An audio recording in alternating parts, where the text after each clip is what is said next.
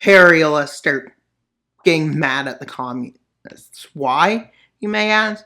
Well, because they want to expand and they believe that the communists are in their way. And well, let's get into the video to see what happens with them getting angry and declaring war. Will they win, you may be wondering? Well, they got a few communist nations, 4, to deal with. They got a lot of nations. They got up into the Middle East. But there might be a surprise entrance into this war. But there also might not be. I know they're puppets and should ideally be a different color, but it's just easier for them to be the same color as the nation and not be a lighter version. And well, let's go to the first front, see what happens. As quickly after this declaration of war, forces cross the border, headed to get to the Rhine as fast as possible. And the Alps. As quickly they move in, they cross the border.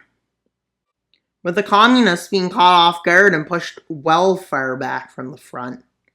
And they also get pushed back in Austria's front.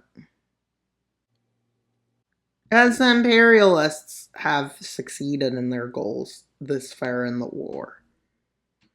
Now, let's see how the other front went during this. The other front. You may be wondering why I'm calling it just the other front. Well, they cross into this area. And well, this front ends up looking like this. Well, they dive in from the north, with the forces here getting ready for a nice counterattack. Well, they take big chunks of lands,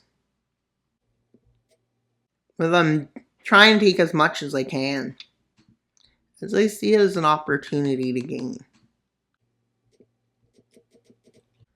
With another front breaking out, doing surprisingly well. In Italy, they managed to launch a successful naval landing and then move in from the north, quickly capturing Rome. They march right towards it and they capture it quickly, with them seeming unstoppable. With them crossing the Rhine. But as soon as they cross into France, they get worried. But it turns out not to be a big deal. With the speeds of which they can counter-offend in their areas, was really not as good as they would hope. But they're managing to make some gains, as they're starting to bring their holding into the Rhine back. And they liberate all of France's territories as they move into what would probably be Switzerland. And while advances, they manage to take most of the northern areas back of the Netherlands.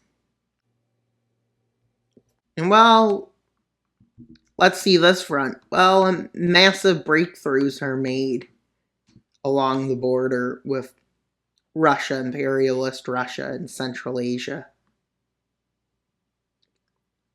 With them gaining a big foothold back. And well, in this area, it's much slower just because, well, it's not going to ever be a fast front just because mountains. Yes, we actually don't ignore mountains today. What a surprise.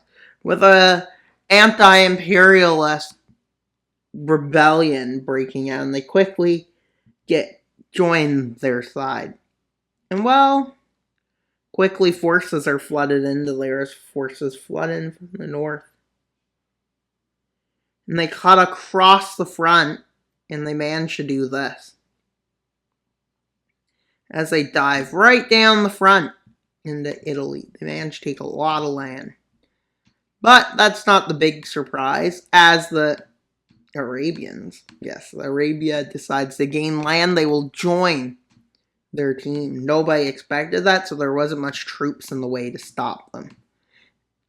Except Egypt expected it, I guess. With them quickly cutting across over here and making a nice advance against Egypt's forces. And then against this Iraq? Yeah, that's what it is. Kind of doesn't look like it, with them quickly spreading across into this Levant. And by the time anything comes, they manage to just get a stalemate there. They just stall out the front, which leads to forces having to withdraw, leading to the front here shifting dramatically. Yes, dramatically. With the coast falling and them all seeing that they're weakening there, with France deciding to launch a massive counterattack in the northern part of Germany. But they make it seem like they're not actually going there.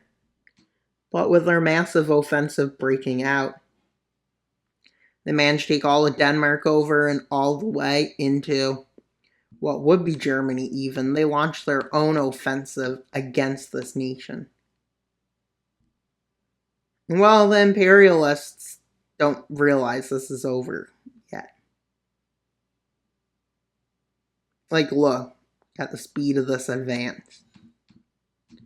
With them being forced to withdraw from here, and even forced to withdraw from Czechia, as they get pushed back into the Balkans. As they manage to cut through and grab the front line again. And well, they manage to capture significant amounts of land, with this Russian nation not being a fan of it. But they claim to be liberators, yes. With Greece managing to fall somehow as an offensive down into the Balkans succeeds. And the Balkan nations that weren't originally a part of it, such as Bulgaria, just gives up quick. And asks for a less harsh peace treaty. That's all they want in return. With Russia significantly pushed back.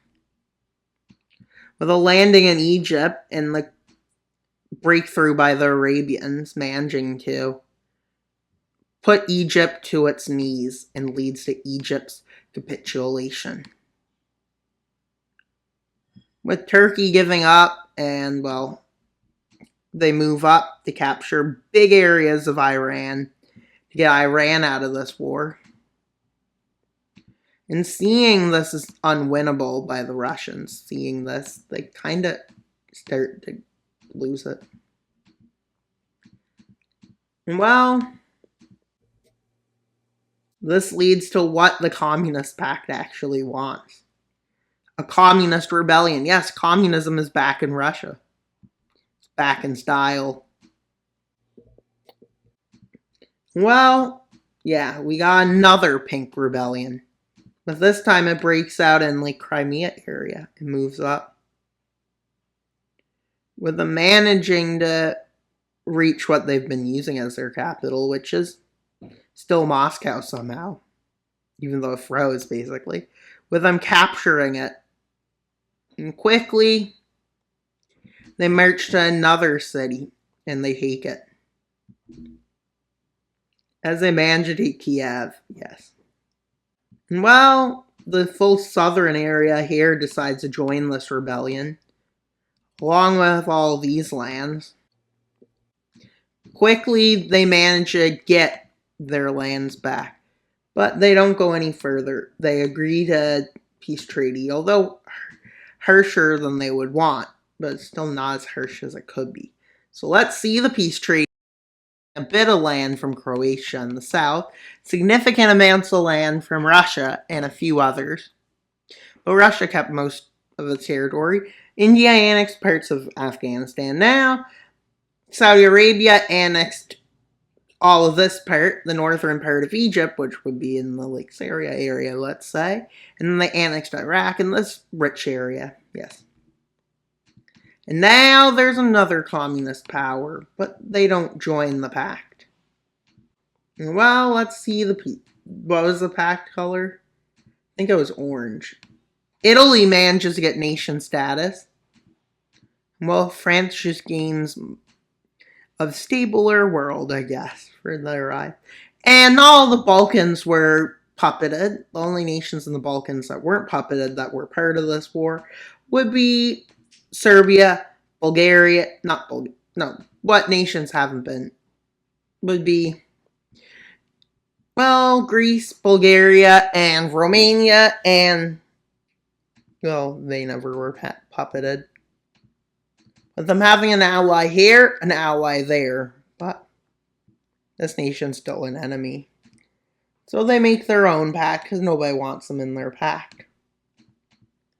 With them, Thailand, and their puppet, which will be this color, just so we can differentiate it. And well, that's all for today's video. Please like, subscribe, and comment. Wild Mapper out, but not until you subscribe. Bye, guys.